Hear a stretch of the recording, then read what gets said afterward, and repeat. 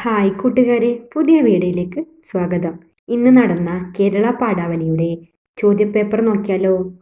പ്രവർത്തനം 1. വായിക്കാം എഴുതാം. മണിക്കല്ലിനെ പുഴ വീണ്ടും എടുത്തു നടന്നിരുന്നെങ്കിൽ അത് കൂടുതൽ കൂടുതൽ ചെറുതായേനെ. ഏറ്റവും കൂടുതൽ മണൽത്തരിയായി മാറി കടലോരത്തെ അതിൻ്റെ സഹോദരങ്ങളുമായി ചേരുമായിരുന്നു.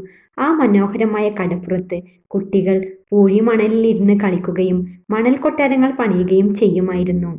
ഓർത്തു നോക്കൂ, ഒരു മണിക്കല്ലിന് ഇത്രമാത്രം കഥകൾ പറയാനുണ്ടെങ്കിൽ നമുക്ക് ചുറ്റുമുള്ള പാറകൾക്കും പർവ്വതങ്ങൾക്കും മറ്റും വസ്തുക്കൾക്കും പറയാൻ എന്തെല്ലാം കഥകൾ ഉണ്ടാകും.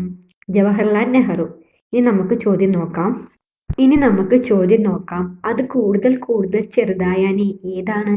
പുഴ, പൂഴി, മണിക്കല്ല്, മണൽത്തരി. അപ്പൊ ഏതായിരിക്കും? മണിക്കല്ല്. അടുത്തത്, കടലോരത്തെ സഹോദരങ്ങൾ എന്ന് വിശേഷിപ്പിക്കുന്നത് പർവ്വതങ്ങളെ, പാറകളെ, കടപ്പുറത്തെ മണൽത്തരികളെ. ഏതായിരിക്കും? മണൽത്തരികളെ. അടുത്തത്, കുട്ടികൾ പൂഴിമണ്ണിലിരുന്ന് പണിയുന്നത് എന്താണ്? മണിക്കല്ല്, മണൽത്തരികൾ, മണൽ കൊട്ടാരം, പർവ്വതം. അപ്പൊ എന്തായിരിക്കും? മണൽ കൊട്ടാരം. അടുത്തത്, പാറകൾക്കും പർവ്വതങ്ങൾക്കും മറ്റു വസ്തുക്കൾക്കും പറയാൻ എന്തെല്ലാം കഥകൾ ഉണ്ടാവും? ആരുടെ കഥ ഓർത്താണ് ഈ പ്രസ്താവന? മണലിന്റെ, കടലിന്റെ, മണിക്കല്ലിന്റെ, പാറകളുടെ. ഏതായിരിക്കും? മണിക്കല്ലിന്റെ. അടുത്തത്, മണിക്കല്ലിനെ എടുത്തു നടന്നതാര്? കടൽ, പാറ, പുഴ, പർവ്വതം. അപ്പൊ ഏതായിരിക്കും? പുഴ. പ്രവർത്തനം 2. യാത്രാനുഭവം. ഇടുക്കിയുടെ താജ്മഹൽ എന്ന പാഠഭാഗത്തിലുള്ള അഖിലിന്റെയും അമ്മുവിന്റെയും യാത്രാനുഭവങ്ങൾ പരിചയപ്പെട്ടല്ലോ. ഇതുപോലെ ചെറുതും വലുതുമായ യാത്രകൾ നിങ്ങളും ചെയ്തിട്ടുണ്ടാവും. മനസ്സിൽ തങ്ങി നിൽക്കുന്ന യാത്രാനുഭവം പങ്കുവയ്ക്കുക. അപ്പൊ യാത്രാവിവരണം എഴുതാനാണ് പറഞ്ഞിരിക്കുന്നത്. മൂന്നാറിലേക്ക് നടത്തിയ യാത്രയിലെ കാഴ്ചകളും അനുഭവങ്ങളും ഇപ്പോഴും മനസ്സിൽ തങ്ങി നിൽക്കുന്നു. ഇക്കഴിഞ്ഞ അവധിക്കാലത്താണ് മൂന്നാറിന് പോയത്. മുൻപ് അവിടെ പോയിട്ടുണ്ടെങ്കിലും ചെറിയ കുട്ടിയായിരുന്നത് കൊണ്ട് എനിക്ക് അതിന്റെ ഓർമ്മകളില്ല. മൂന്നാറിലേക്കുള്ള യാത്രാവേളയിൽ ആദ്യം ഇറങ്ങിയത് ചീയപ്പാറ വെള്ളച്ചാട്ടം കാണാനാണ്. വലിയൊരു മലമുകളിൽ നിന്ന് ഒലിച്ചിറങ്ങുന്ന വെള്ളം താഴെ എത്തുമ്പോൾ നുരഞ്ഞു പതഞ്ഞു വീഴുന്നത് കാണാൻ നല്ല ഭംഗിയായിരുന്നു. അവിടെ അല്പനേരം ചെലവഴിച്ച ശേഷം ഞങ്ങൾ മൂന്നാറിലേക്കുള്ള യാത്ര തുടർന്നു. 3 ആറുകൾ ചേരുന്ന ഇടമാണത്രേ മൂന്നാറ്. മുതിരപ്പുഴ, നല്ലതണ്ണി, കുണ്ടള എന്നീ 3 ആറുകളുടെ സംഗമ സ്ഥാനം. പരന്നു കിടക്കുന്ന തേയിലത്തോട്ടമാണ് മൂന്നാറിന്റെ എടുത്തു പറയേണ്ട പ്രത്യേകത. ഞങ്ങൾ മൂന്നാറിൽ എത്തിയപ്പോൾ മഞ്ഞിന്റെ പുതപ്പ് നീക്കി മൂന്നാർ ഉണരുന്നതേ ഉണ്ടായിരുന്നുള്ളൂ. ചുറ്റും പച്ചവിരിപ്പ് വിടർത്തിയിട്ടിരിക്കുന്നത് പോലെ തോന്നി തേയിലത്തോട്ടം കണ്ടപ്പോൾ. ഇതിന്റെ ഇടയിലൂടെ ചെറുവഴികളുണ്ട്. ജീപ്പിലും മറ്റും കയറി ആളുകൾ കുന്നിൻ മുകളിലേക്ക് യാത്ര ചെയ്യുന്നുണ്ടായിരുന്നു. അവിടെ നിന്നും ഇരവിക്കുളത്തേക്കാണ് ഞങ്ങൾ പോയത്. വരയാടുകളുടെ ആവാസ സ്ഥലമാണിവിടം. മല കയറുമ്പോൾ വരയാടുകൾ അവിടെവിടമായി കൂട്ടം ചേർന്ന് നിൽക്കുന്നത് കണ്ടു. അവിടെ നിന്നും തിരികെ വന്ന് ആനയിറങ്കൽ അണക്കെട്ട് കാണാൻ പോയി. അവിടെ നിന്നും തിരിച്ച് മൂന്നാർ ടൗണിൽ എത്തിയപ്പോൾ വൈകുന്നേരമായി. സുഗന്ധവ്യഞ്ജനങ്ങളുടെയും തേയിലയുടെയും ചോക്ലേറ്റിന്റെയും ഒക്കെ വിൽപ്പന ഇടങ്ങളാണ് ഇവിടുത്തെ പ്രധാന ആകർഷണം. ഞങ്ങൾ തേയിലയും ചോക്ലേറ്റുമൊക്കെ വാങ്ങി. ഇരുട്ട് വീഴുന്ന സമയത്താണ് അവിടെ നിന്നും തിരികെ പോന്നത്. മടക്കയാത്രയിലും തേയിലക്കുന്നുകളും വരയാടുകളും മനോഹരമായ കാട്ടുപൂക്കളുമൊക്കെയായിരുന്നു എൻ്റെ മനസ്സു നിറയെ.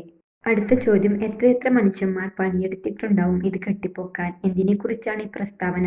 Taj Mahal, Idukki dam, Mullaperiyar dam, Kurthimala. അപ്പൊ ഏതായിരിക്കും? ഇടുക്കി ഡാം. അടുത്തത് പ്രവർത്തനം 3. കത്ത്. ചിത്രത്തിൽ ആരൊക്കെയാണ് കാണുന്നത്? പോസ്റ്റ്മാനെ, വീട്ടമ്മയെ, കുഞ്ഞിനെ അല്ലേ? കത്തുകളിലൂടെ വിവരങ്ങൾ കൈമാറിയിരുന്ന കാലം നമുക്കും ഉണ്ടായിരുന്നു. ഇപ്പോൾ മൊബൈൽ ഫോൺ സന്ദേശങ്ങളുടെ കാലമാണല്ലോ. കത്തെഴുത്തിന്റെ സുഖം അറിയണമെങ്കിൽ അത് എഴുതുക തന്നെ വേണം.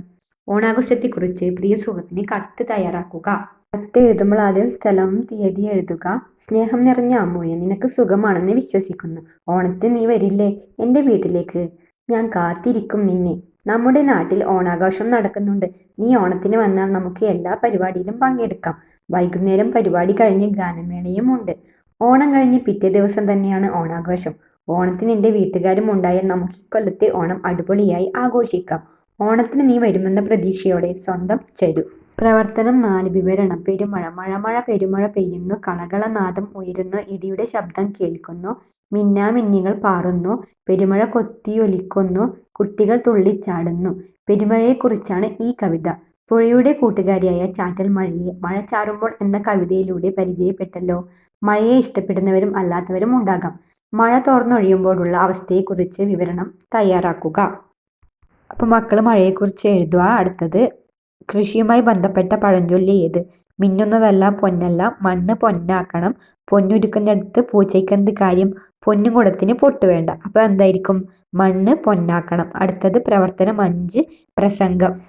ഇപ്പോൾ മഴയും പുഴയും കാറ്റും കിളിയുമെല്ലാം ഒന്നിച്ചു തുഴയുന്നുണ്ട്.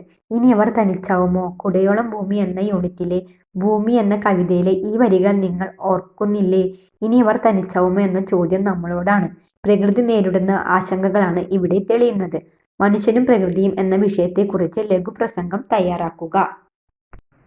മനുഷ്യനും പ്രകൃതിയും. മാന്യസദസ്സിന് നമസ്കാരം. ഇന്ന് ഞാനിവിടെ പറയാൻ പോകുന്നത് മനുഷ്യനും പ്രകൃതിയും എന്ന വിഷയത്തെക്കുറിച്ചാണ്. മനുഷ്യനും മറ്റ് ജീവജാലങ്ങൾക്കും ജീവനും ജീവിതവും നൽകിയ അമൂല്യമായൊരു അനുഗ്രഹമാണ് പ്രകൃതി. സകല ജീവജാലങ്ങൾക്കും സന്തോഷത്തോടും സമാധാനത്തോടും ആരോഗ്യത്തോടും ജീവിക്കാനുള്ള സകല വിഭവങ്ങളും പ്രകൃതിയിലുണ്ട്. എന്നാൽ നാം മനുഷ്യൻ വളരെ നിസ്സാരമായാണ് പ്രകൃതിയെ കൈകാര്യം ചെയ്യുന്നത്. മനുഷ്യന് പ്രകൃതിയുടെ മേൽ മുഴുവൻ അധികാരമുണ്ട് എന്നൊക്കെ കരുതിയുള്ള ജീവിത രീതിയായിരുന്നു മനുഷ്യൻ്റേത്.